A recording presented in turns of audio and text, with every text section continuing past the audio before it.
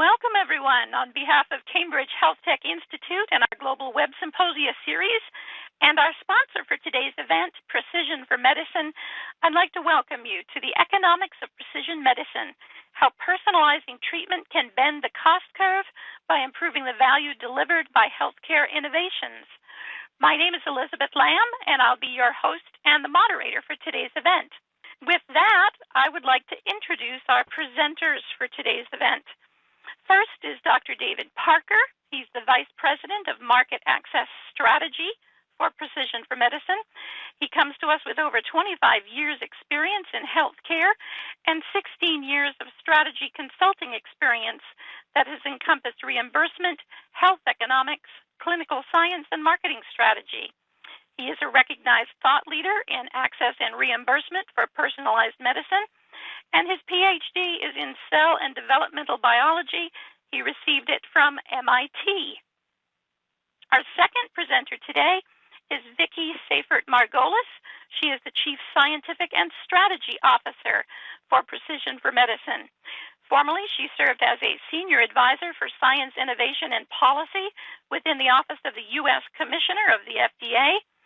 And she's developed initiatives and programs to drive personalized medicine innovation both within the FDA and in industry. Vicki's PhD is in immunology, and she received it from the University of Pennsylvania School of Medicine. And our third speaker is Harry Glorikian. He is the Managing Director of Strategy, former founder of Scientia Advisors, and considered an industry thought leader specializing in strategy, operations, pricing, and reimbursement for companies in healthcare, life sciences, pharma, biotechnology, and healthcare IT. He utilizes understanding of customer and industry player perspectives to shape a sophisticated framework and proprietary analytical tools.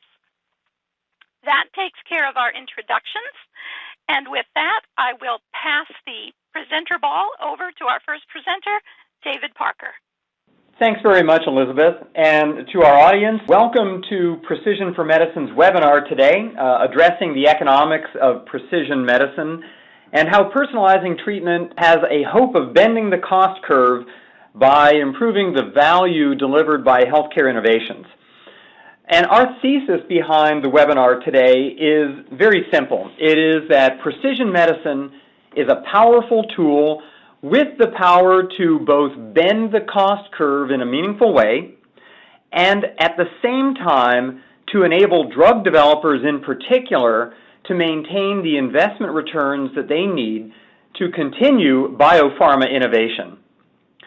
So in our presentation, we're going to elaborate on the factors that we see generating pressure on healthcare costs and pharma returns on investment. And we're going to discuss how the application of precision medicine in both the development and the use of drugs can alleviate that pressure. So with that sort of general introduction, I do want to note our comments are intended to address what we see as broad trends and general impacts. Of course, we're very aware that counterexamples can always be found.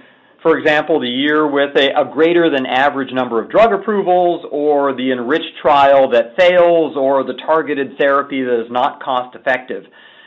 Nevertheless, we're asking you to consider precision medicine as a new approach overall to drug development and commercialization and clinical use that offers significant advantages to its practitioners in the future healthcare ecosystem.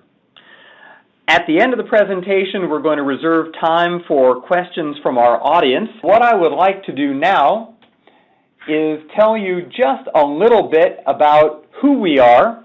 Precision for Medicine it's a new company. We were originally founded in 2012. We really began commercial operations early this year.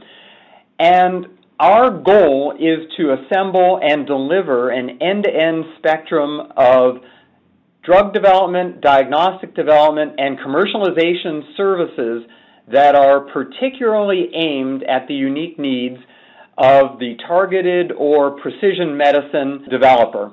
And in this graphic, you can see we've got three focus areas. We've got science and strategy, We have a focus in bioservices and also a focus on patients. And indeed, we believe we have a particularly patient-centric approach to the development and commercialization of these kinds of treatments. So who we are, we have at present 130 employees. We have leaders from academia, government, and industry assembled. We have experience spanning all major therapeutic areas and all types of biomedical innovations, drugs, devices, and diagnostics. And as I said, we have what we think is a uniquely patient-centric approach. Our bioservices capabilities are housed in a 65,000 square foot biorepository.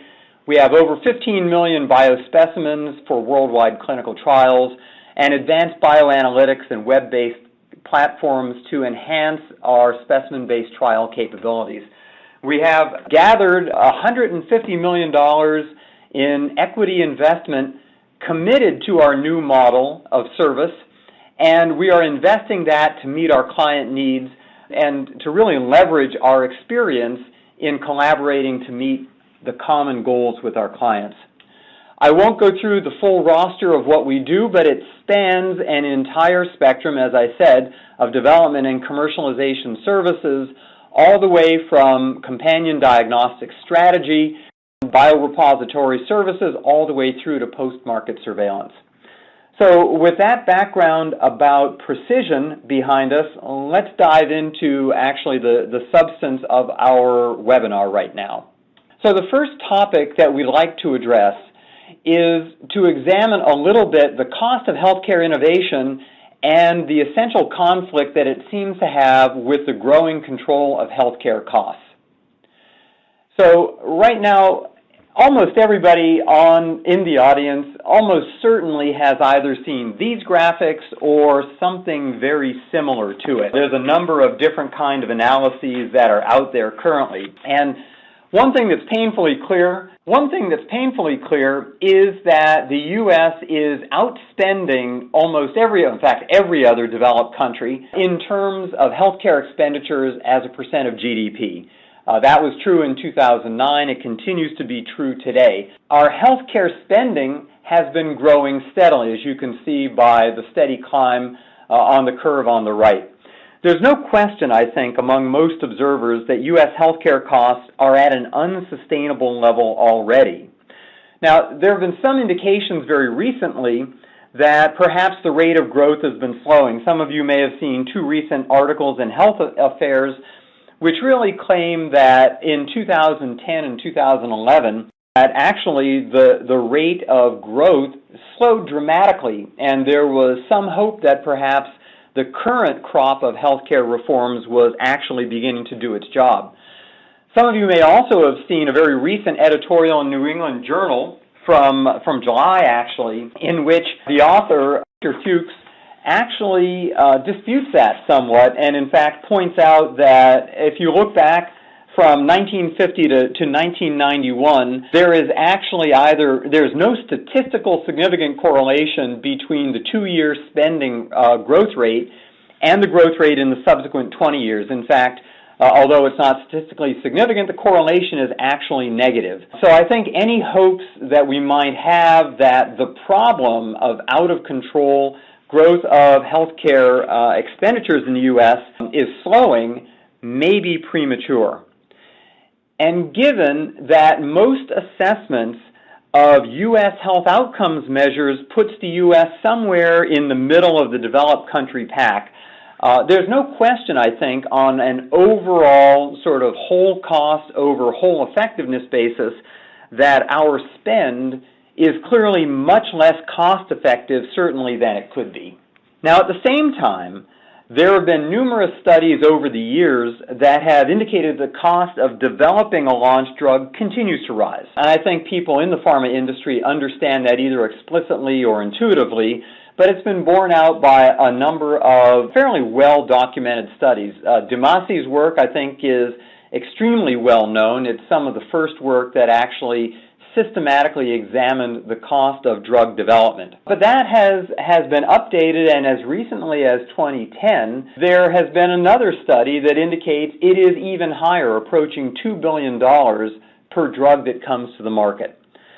It's worth noting that a significant fraction of this cost arises from failures at phase 3, which is, of course, the most expensive phase of development, but also, if you think about it, a phase at which, in theory, a failure should never occur, given the preclinical, the first-in-man, and the phase 2 studies that have preceded it. Clearly, something is fundamentally wrong with the drug development process overall. Moreover, this increased cost of drug development has not been associated with faster development times that might give more time on the market to recoup these costs. In fact, studies of the time to actually bring a drug to market indicate that the time to market, or the time in clinical studies, has actually increased over the past decade as opposed to decreased. So we're having longer development times with an associated and perhaps driving increase in pharma development costs. Now, how have pharma companies been trying to address that? Obviously, those are their businesses. There is a particular return on the investment in pharma development that their investors are expecting. And I think what we can agree is that what drug companies have been forced to do is to raise the cost of drugs upon launch to try and get a continued attractive return on investment given those realities of costs of drug development and time to drug approval. And this graphic illustrates very nicely, I think, from a New England Journal article in 2009, that over the past 50 years, the monthly cost of oncology drugs at the time of FDA approval has been steadily increasing, and all the more so over the past 20 years or so, to the point where in 2009, the median monthly cost at launch of a new oncology medicine in the U.S. had risen to well over $5,000 a month. Okay? That's a necessary step that we think pharma companies have had to take to maintain returns on drug development investments in this period of lower productivity. So, is a collision inevitable? We've got forces that all seem to be opposing biopharma innovation. The unsustainable rate of healthcare spending, rising costs of new medicines, rising costs of drug development, and another factor that I'll talk about in a moment, which is cost-effectiveness pressure. And I would contend that unless something changes fairly dramatically, yes, a collision is inevitable, and the victim of that collision is going to be innovation in the biopharma industry. All of these trends exert pressure on innovation. All of them make innovation less attractive for investment. In fact, recently there have been two health affairs articles that have addressed, the two that recently addressed the slowing of U.S. healthcare cost growth rates, and both of those articles found that a reduction in the pace of innovation has been one of the drivers that they believe has been reducing the growth rate. But is that a price any of us are willing to pay, either as participants in the industry or as patients benefiting from these innovations? And I would contend that the answer is no. But we would further contend that the application of precision medicine, both in the development and the use of new medicines, has the ability to positively affect each of these forces, and therefore actually may be unique in its ability to simultaneously enable profitable biopharma innovation and at the same time real reductions in the growth rate of healthcare spending. We like to think of it, I like to call it a have your cake and eat it too strategy. So next, I want to talk about an additional factor which is putting pressure on healthcare innovation and which we believe is imminently coming to the U.S., and that's cost-effectiveness criteria. So in a brief departure into a didactic slide, I just want to go through what we mean when we talk about cost-effectiveness. On the left-hand side, the cost-effectiveness plane is a graphical way of illustrating how you can compare a new health intervention to a current treatment. If it is more effective and less costly, the new treatment will always dominate. Obviously, if it's less effective and more costly, the current therapy will dominate.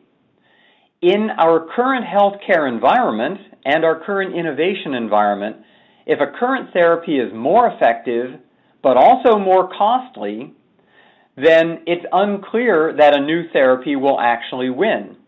Okay? If the new therapy is more effective but, there was a duplication here. If the current therapy is more effective but less costly, it will always win. If the new therapy is more effective but more costly, it is uncertain whether it's going to win in the marketplace. And the tools by which health economists look at cost effectiveness are typically the quality adjusted life year, and they use that to assess what's known as the ICER, the incremental cost effectiveness ratio. Cost effectiveness thresholds are already being applied in many developed countries, typically ones with more centralized payment systems. And I think one that everyone is familiar with is the UK. And the entity that actually makes these cost effectiveness evaluations is NICE, the National Institute for Health and Clinical Excellence. We've chosen as an example here the story of Zelboraf, which was just approved or recommended as an option in the UK in December of 2012. So for about a half a year, it's been recommended as an acceptable option for the National Health Service. And this is an interesting case where the initial submission failed to meet their cost effectiveness criteria, in part because the clinical results were not yet sufficiently clear to enable NICE to make a judgment about its cost effectiveness. Okay? But additional information and additional analyses were submitted through the second half of 2012, and at the end of 2012, NICE concluded the following, as you can see on the right-hand side. I've quoted from the actual assessment. They considered that Zelboraf represents a highly effective new therapy in an area of unmet need. It's got a novel mechanism of action. Importantly, and I would emphasize, is a targeted therapy, and it's life-extending and meets the criteria for an end-of-life treatment. The committee further concluded that the most plausible incremental cost-effectiveness ratio was in the range of about 44,000 to 52,000 pounds per quality-adjusted life year gained, and that the combined value of those factors means that the drug could be considered a cost-effective use of the National Health Service's resources. Now, it's worth noting that to reach that acceptable cost-effectiveness evaluation, that Roche actually had to agree to a discount scheme. So even with the cost-effectiveness demonstrated in their cost-effectiveness analysis, and also the increased efficacy owing to the targeting and stratification of the patient population, the manufacturer still had to offer a discount to meet these cost-effectiveness standards. Okay? Well, the question I think at this point then becomes, when will this kind of assessment come to U.S. shores? And there's no question at this point that cost-effectiveness and its power is well recognized in the U.S. As early as 2004, the noted health economist Alan Garber was suggesting that cost-effectiveness could be an appropriate criterion for coverage.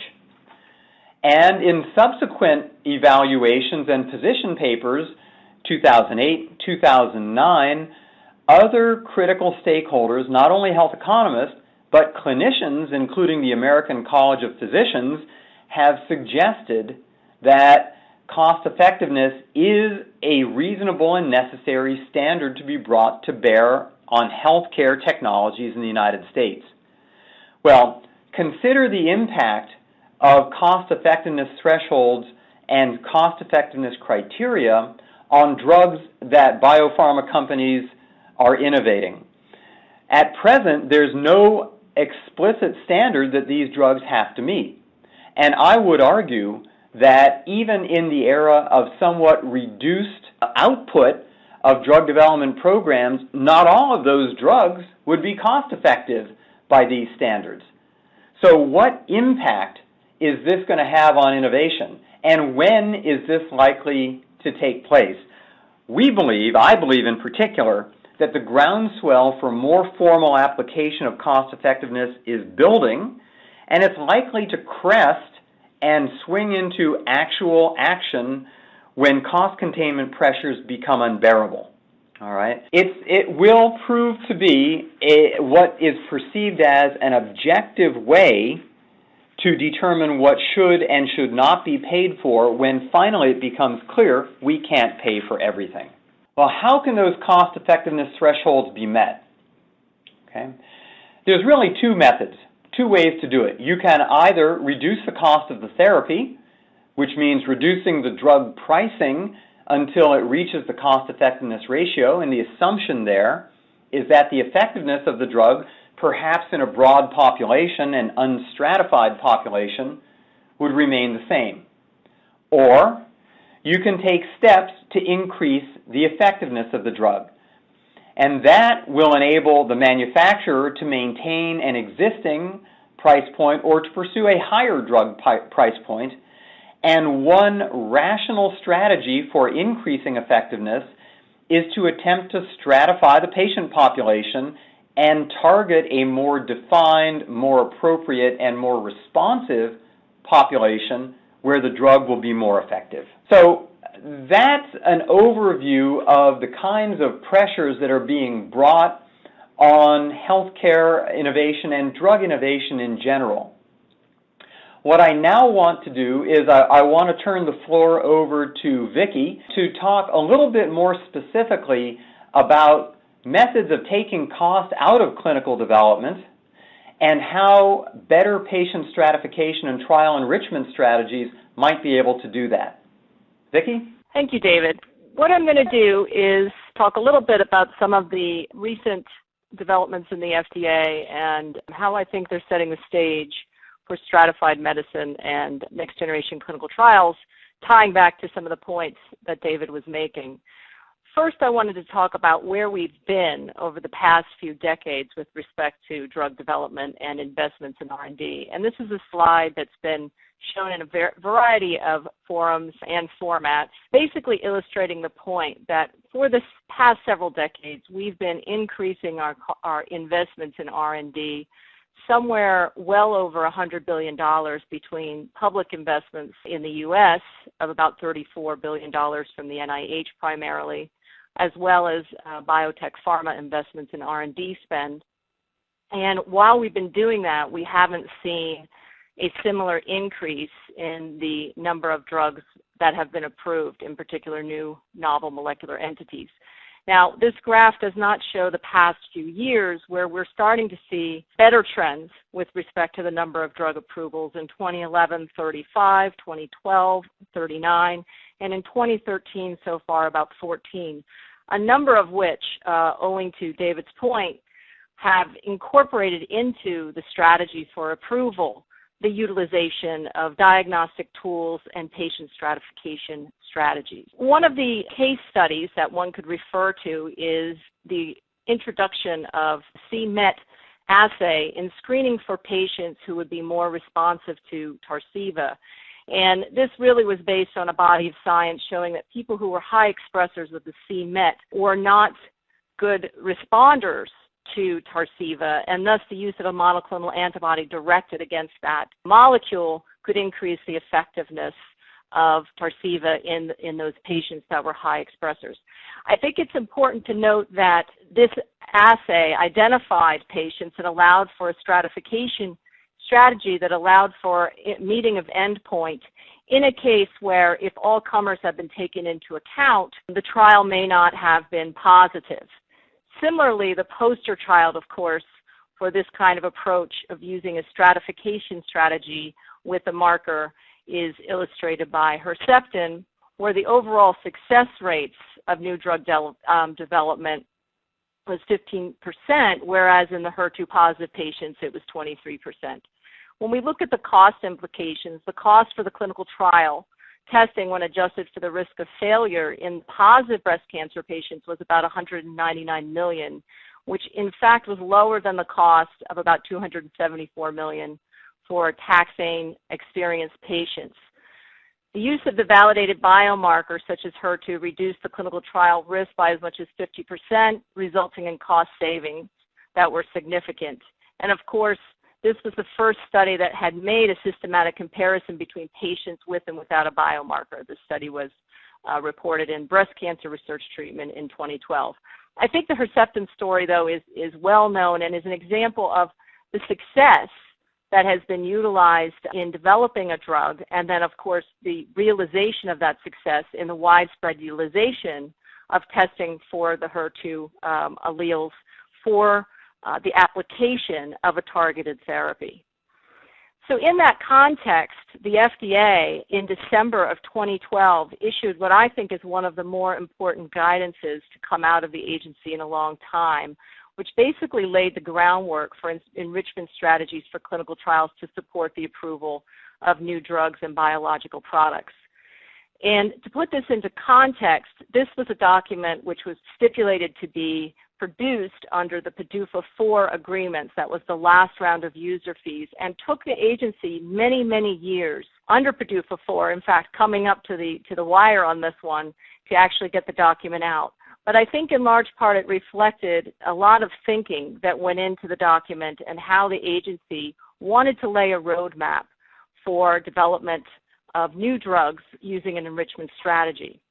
So a couple of key points is that clinical trials are not designed to demonstrate the effectiveness of a treatment in a random sample or the general population necessarily. And we know that because we've been using inclusion and exclusion criteria for years in order to set up our patient populations in ways that will allow for us to measure efficacy. These strategies include selecting a population in which the effect of a drug, if there is one, can be more readily demonstrated. And there's a whole host of ways that all of us have been using over the course of many years to do that. This guidance considered all of those and a whole host of ways in which patients can be chosen to make the detection of a treatment effect more likely. It covers three principal enrichment strategies. One which is called practical enrichment, which is decreasing heterogeneity in patients or the noise. And I think this is something that's been more traditionally applied using inclusion and exclusion criteria and disease definition and disease staging, where we know we're going to get the best effective endpoint, where we're able to meet our endpoint most effectively, Prognostic enrichment, where we can identify high-risk patients. These may be patients who are refractory to other medications or who are in late-stage disease. And this, of course, is a strategy that's also been used historically for many, many years. Predictive enrichment, I think, is where a lot of the action is today, and this is choosing patients that are more likely to respond to a drug treatment than other patients with the condition being treatment. And this can lead to a larger effect size, both absolute and relative, and permit the use of a smaller study population. This can be based on a specific aspect of a patient's physiology or a disease characteristic that is related to the study drug's mechanism, or it could be empiric in that the patient has previously appeared to respond to a drug in the same class. Now, in the predictive enrichment strategy, this is where there's been a lot of activity, obviously, in the use of companion diagnostics, and in particular in cancer, the use of genetic tests in order to screen patients and stratify them for clinical trials. There are a whole host of different elements that are present in the guidance that point to design consideration and cautions, and I think that the document lays out a lot of what the FDA's thinking is in this draft guidance. Obviously, it's still open for comment, but really points to, I think, a loud message from the agency that enrichment strategies are here and that the agency is open to entertaining them in clinical trial design. Additionally, recently, last month, the agency released the guidance for industry on expedited programs for serious conditions. And this is a really important document, again, a lot of which was based on action from patient advocacy groups, particularly with the breakthrough therapy designation. And really it lays out the context for how the agency will define things like unmet medical need and allow for designations that make accelerated approval pathways available to developers. And the context is that targeted therapies allow physicians and researchers to identify patients highly likely to respond to treatment. These new drugs show major clinical activity and significant improvement over currently available treatment. And there's a lot of discussion in the guidance about what is significant improvement. And then, of course, in cases where new drugs show so much promise and in cases where existing treatment options are limited, the traditional multi-phase sequential drug development process may not be appropriate. And this is breakthrough therapy designation, which was introduced legislatively in the latest user fee negotiations and legislation, is, I think, illustrative of a very bold step that the agency took. And this was driven primarily by patient advocates in order to designate early stage indications of efficacy as receiving special attention from the agency and kind of a shepherding through the regulatory process so that we can get these new, highly efficacious therapies in situations where there are no existing or where there's a significant unmet medical need to patients more quickly. And so I will close there and pass the baton back to David, I think. That's right. Thanks very much, Vicki. What we'd like to do now is to talk a little bit about a case example actually drawn from a very, very interesting paper in the literature about how everyone can win. I know that usually is too optimistic to be true, but it may be the case in this particular circumstance. And I'll draw your attention to, as I said, a really interesting paper. It's by Trusheim et al., Mark Trusheim, and it's in Nature Reviews Drug Discovery all the way back in 2007. And in this paper, Trusheim and his colleagues actually began considering some of the questions that we are talking about today, namely, how can the use of clinical biomarkers improve the drug development process? And they identified three potential broad ways in which that could work. Identifying patient subpopulations, which would have, in theory at least, the effect of reducing the size of the clinical trial and reducing development risk. And as Vicki has pointed out, that development risk has been proven to be reduced in actual experience of drug developers. The second is in providing attractive market economics that in particular positively impacting the drug revenues, enabling higher pricing of a drug, increasing product lifespan in the marketplace, and because the link between drug and correct patient and clinical efficacy would all be much tighter, streamlining the sales and market adoption costs. They also postulated that using biomarkers in drug development and targeting patients more effectively would help to create a sustainable franchise, increasing patient compliance, in part because patients would have a better understanding of the tight linkage between their disease and the drug that they would be taking to help with that disease, to leverage regulatory market protections and in some ways potentially enhancing the IP position. So this, as I say, it's a fascinating paper, and very notably within it, they actually present a rough and ready model to assess the impact on pharma returns on investment of stratified drug development. And let me draw your attention and go through this analysis a little bit. They looked at a variety of parameters, and I should point out that they make clear that this is a thought experiment and not actually illustrated to not intended to illustrate an actual assessment of the current market data or necessarily any particular drug development pathway or program that they had identified. But they looked at parameters including patent life, development time, development cost, sales life, and the impact then on average yearly sales, gross margin, gross profit, and their assessment of ROI was expressed in terms of payback ratio on the investment. And in this analysis, they projected what they believe the case to be today. They projected what they think the case will be if current trends continue into the future. And then they projected two alternative futures, a bright future in which they identified alignment of all the stakeholders around the targeting of therapy, which would be drug developers, clinicians, payers, and patients, and then what they perceive to be more like a base case, the sustained future. If you look at it, they've made their model allows them to consider the sensitivity of the payback ratio to a number of different factors. So in the bright future, they assume that drug development time is cut in half from 10 to 5 years.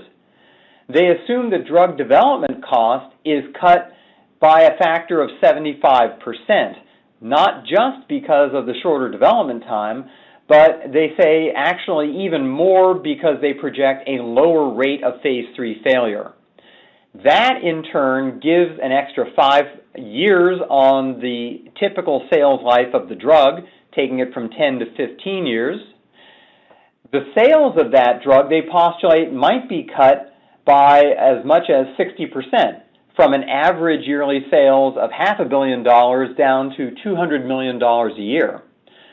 But they project that by targeting, they can maintain a price that continues to allow them to get an 80% gross margin on those sales, which over the longer sales life of that targeted therapy gives you a gross profit which is reduced at $2.4 billion, but still more than doubles the payback ratio of the current scenario.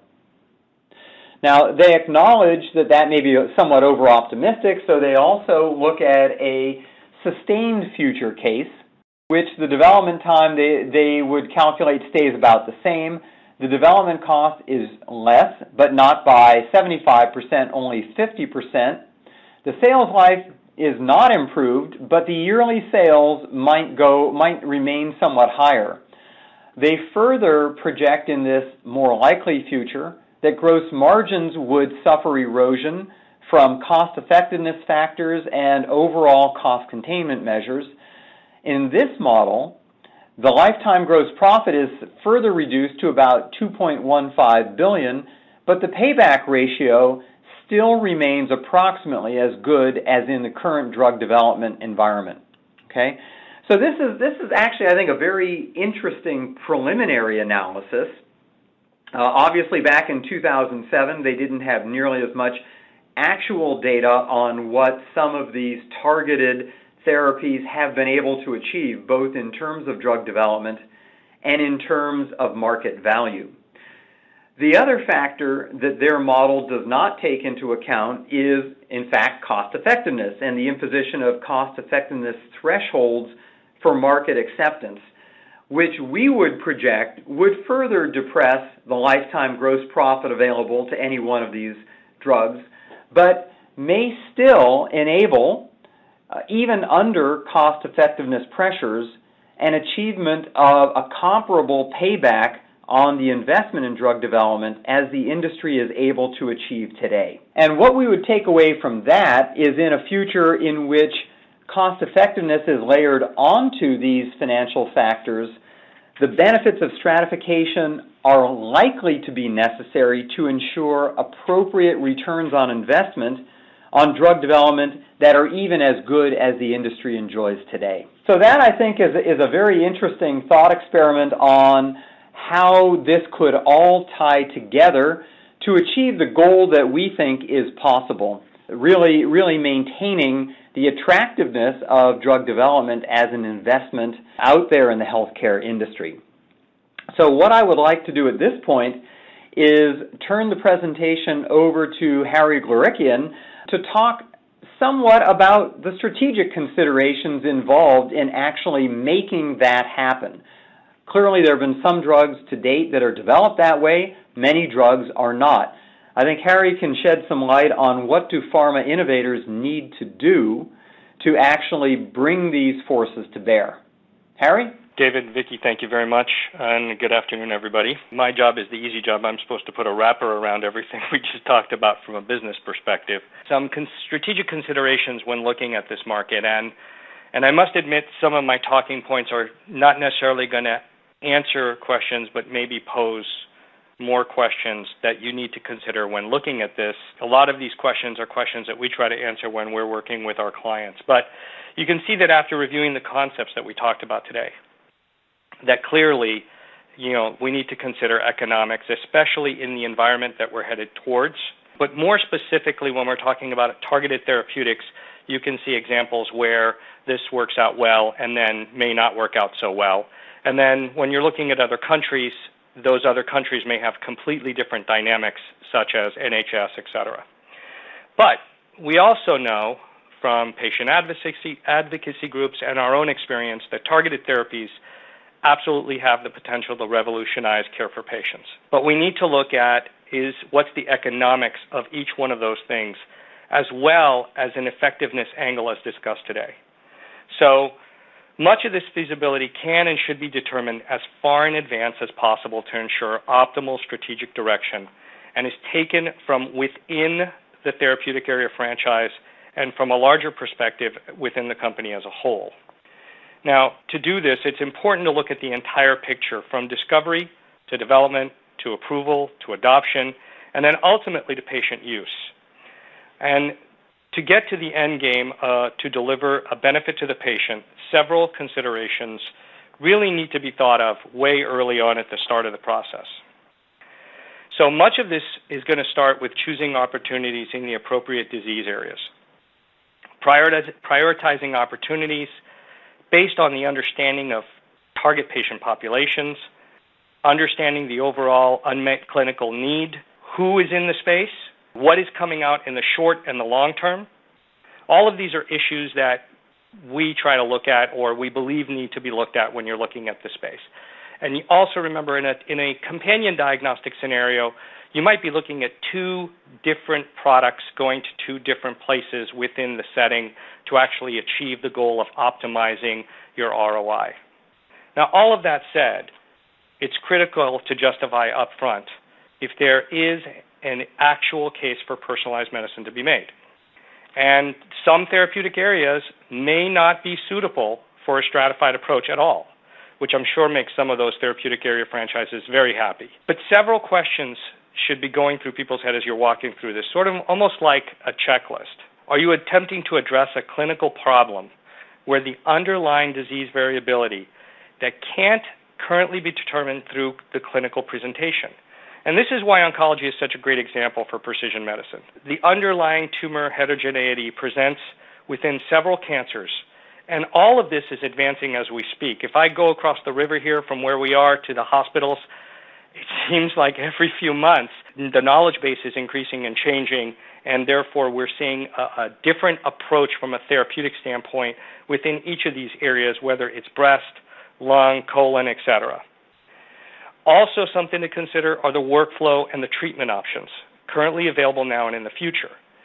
We are seeing people make decisions based on clinical decision support systems that are being put into their hospitals and systems, and therefore when you're working on something, you almost need to know exactly what's happening on the ground at that time and where some of these people are headed with their treatment decisions.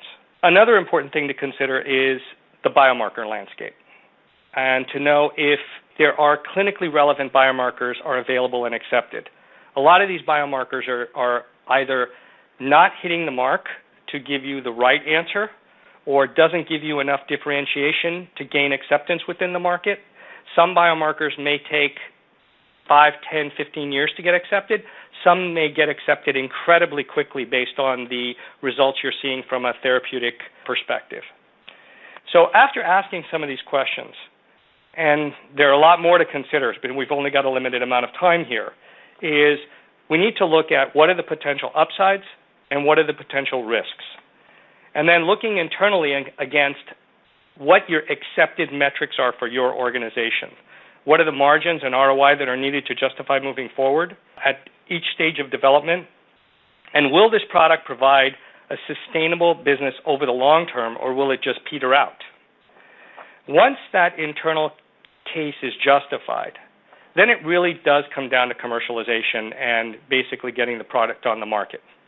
And the problem with that is we need to look at best practices to develop, approve, and commercialize these products. And you notice I'm not saying the product.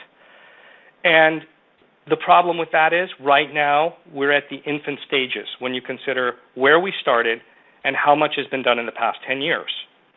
And there's still a long way to go, but the only way to go forward is to look at what's been done correctly and then build upon that. So all of these are issues that, if addressed properly up front, as early as possible in the process, and taking all the considerations that Vicki and David made along the way, very early in the process, you'll set the business up for as successful as it possibly can be. So, David, I'll wrap it up there, and then we can go to Q&A because I think we're just at the 12-minute mark. Thanks very much, Harry. What I will do while we consider questions from the audience is actually to put up a summary of key takeaways, and just to run very quickly back through the topics we've covered today. We believe that healthcare costs are on a collision course with biopharma innovation, and some significant drastic action needs to be taken.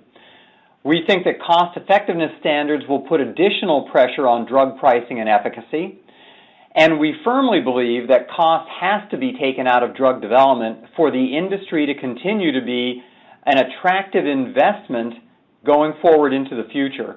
And so I think, as Harry has summed up, biopharma companies have to look to precision medicine to maintain attractive returns on their investments in drug innovation.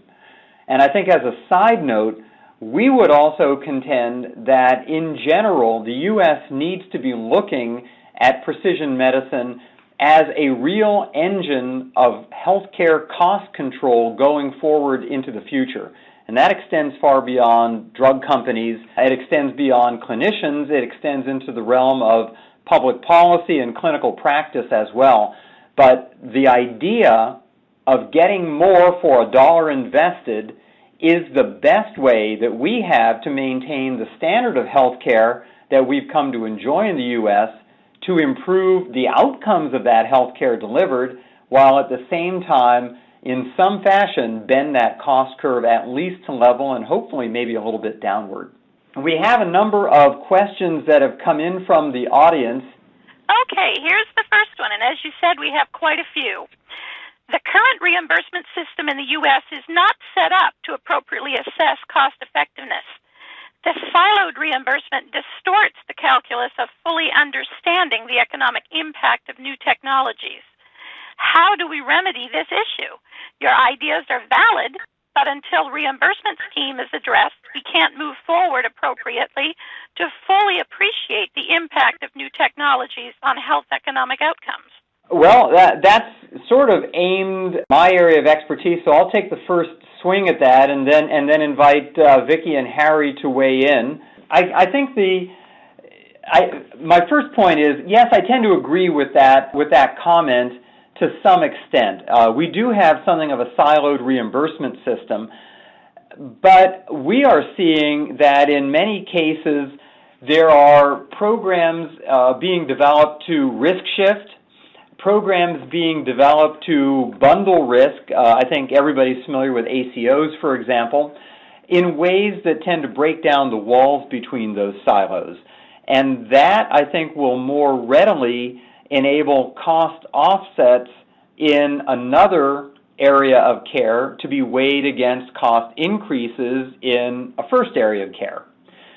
But I would argue that even within the silos, there are opportunities for improvement in return on the investment by virtue of better targeting or stratification, and drugs is one in particular. The drug itself may provide a cost-effective benefit to the patient almost in the absence of other treatments that might be delivered to the patient. In many cases, and of course we all know that the best examples are in oncology, the drug is the treatment that's available to the patient other than palliative care. And in those cases, we can directly observe the higher clinical effectiveness in real-world use that comes from the investment in actually developing and providing that drug.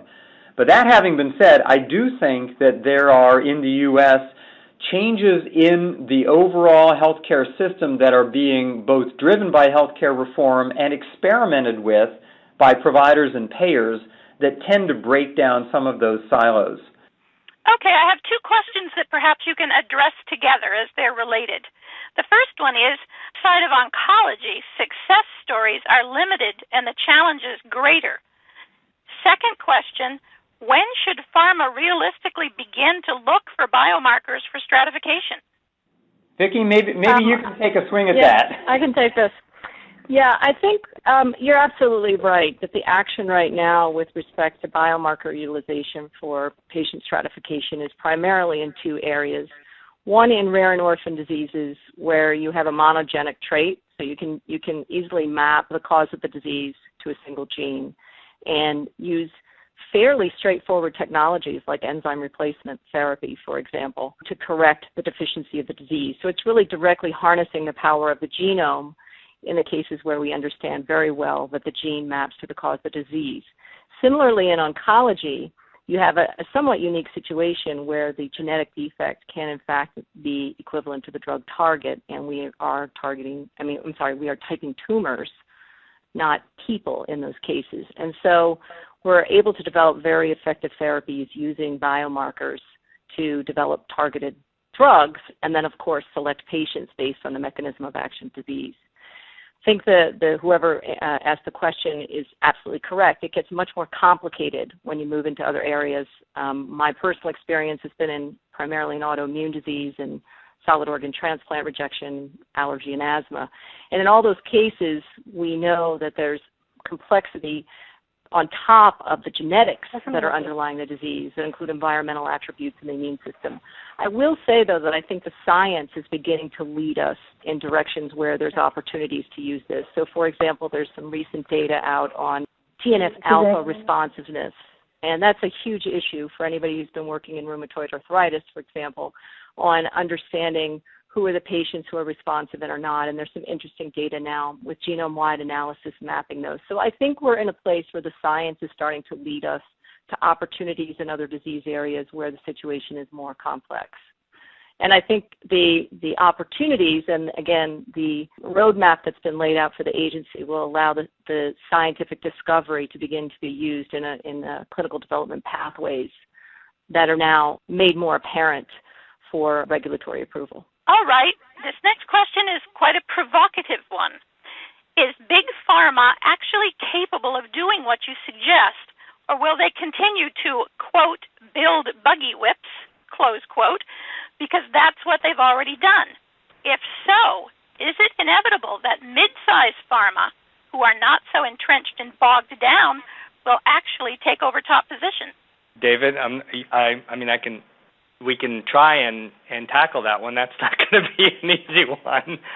You know, we've had a lot of internal discussions about market share shift based on these sorts of products and the move to market. I think the mid-sized companies may not have all the right capabilities internally on staff that the larger pharma may have. But it's going to be a tough call over, say, the next 10 years. I mean, over the short term, it's easier to see what's going to happen. But over the next 10 years, I do believe there are going to be some shifts based on companies that come out with targeted therapies that fall into the blockbuster category. Well, we've clearly seen that Big Pharma they have an interest in this, right? And they've got active programs looking at companion diagnostics and development of stratified medicines. I guess maybe the question is, can those companies get out of their own way and actually execute on that acknowledged interest and need? I mean, I hear what you're saying about the mid-sized companies maybe not having the critical mass or all of the right resources in place simply because they are mid-sized and they have somewhat more limited capabilities. But, you know, I think the real question will be, can the big pharmas actually, can they pivot on a toe like an elephant might? I think there was a book on that, David. Elephants Can Dance. I was going to say to our questioner, I would say it's an open question. It doesn't yet have an answer. You know, they certainly, big pharma, the big ones, certainly have the programs. They have the interest. They have the resources. Whether or not sort of, you know, the entrenched interest within them that might have an interest in continuing the old way of drug development are more or less powerful, that's hard to say. I mean, I will point out the Zelboraf example that I presented is from a big pharma company. That's Roche. Xalkori, very recently approved, you know, with the ALK marker from a big company. That's Pfizer. So they can clearly do it. The question I think you rightly ask is, can they change their way of doing it across the board or programmatically, or are these sort of one-off successes? And I would have to say that time will only tell, but it's not for their lack of interest or trying to make these successes. Well, I see that we're right at the close of the hour. I'd like to say thank you so much to Precision for Medicine, our sponsor, to our three speakers today, David, Harry, and Vicki, and to all of you who took some time out of your day to join us and have a nice conversation about the possibilities of these new technologies and strategies. With that, I will say to you all, good day and safe journeys. Bye-bye.